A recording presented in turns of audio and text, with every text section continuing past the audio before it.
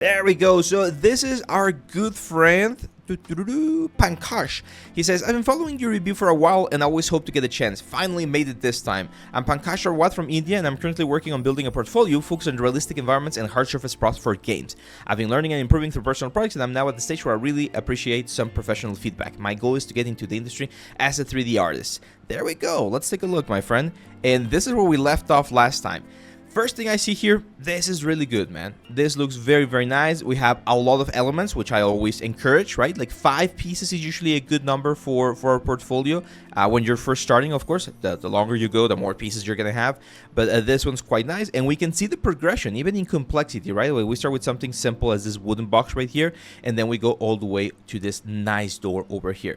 One little advice in terms of presentation that I would like to say is here on the wooden box, you can remove the wooden box text. We know it's a chest, we know it's a wooden box, so we don't really need that. Let the art speak for itself. It's a good rule of thumb.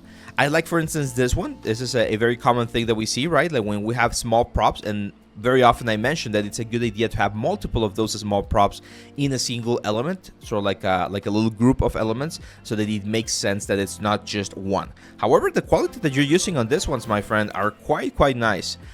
In terms of optimization, this is not wrong. This is perfectly fine. Some AAA games now go all this high or quite higher in terms of poly count. So even though I'm a huge fan of low poly stuff, I've been doing a lot of low poly stuff in the past years because I do a lot of VR stuff. Then like this is totally fine. Like even in terms of optimization, this is totally fine. Just keep in mind that there might be some projects that they're going to ask you to optimize even more. That means like reduce the amount of polygons a little bit more. I would love to see some maps on some of these assets, Pankaj, but I know that you have some of them on these other ones. Your texturing and your presentation is top notch, man. Like it's really clean. I really like how soft the light looks, allowing us to really appreciate all of the forms. I do think some of the assets that you're presenting are a little bit mundane, meaning that they're not as interesting elements, right? Like I would probably encourage you, like this one, the last one, the door is really nice, but I would probably encourage you to do a couple more of this closer to this one right here, to this old military station, so that they, you know, look a little bit better. Careful with the metal edge we've talked about that before. You're gonna be the first one today. Yeah, metal edge it's not common for it to be everywhere, like on every single edge. I like the breakout that you did right here, where you have like a little bit bigger effects and then smaller effects, but you can break it up even a little bit more, I think. The poop stained toilet is awesome. Yeah, it looks really nice, like very realistic.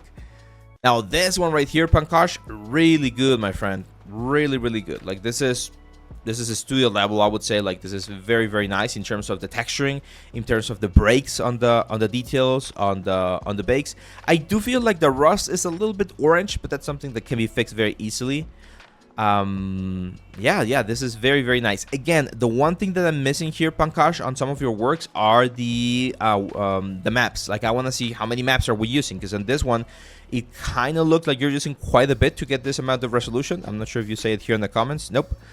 So yeah, just include the maps will be a good way to really push this to the next level in terms of presentation. The wireframe is perfectly fine. I know I tend to be a wireframe police guy. Like I really like try to encourage you guys to be optimal and clean stuff up. I know this might look bad. It might look like it's way too intense, or it has a very crazy loops going on. For environment pieces, this is perfectly fine. Like perfectly fine. There's a technique, actually, I might show it in the next couple of weeks, where you just triangular or decimate everything, because you're gonna get a cleaner silhouette, cleaner bakes, and it's just gonna be faster to work. Very similar to what they use for photogrammetry. So this is perfectly normal, and it looks fine. Again, for a portfolio or for like this type of pieces, it's great. One thing that I would recommend, and this is more advanced stuff, but it's something that we can definitely take a look at. Remember, we've talked about values before, right? So one of the things that you can do, guys, to add a little bit more life to your elements is make sure that there is a gradient going on from top to bottom in terms of decay, in terms of damage, in terms of like value changes. So if, for instance, I'm gonna go here and I'm gonna add a, let me see if I have like a grungy, yeah, there we go. So if we start adding a little bit of a dark tone right here, right, like a grungy effect on all of these areas, we set this to something like multiply and lower the opacity. right? Even if we bring in the image, the previous image, like just that extra layer of darkness on the bottom parts. I know this might be a little bit too much, but that extra layer can really help guide the eyes of the audience to the important parts, which is usually the top part of our elements.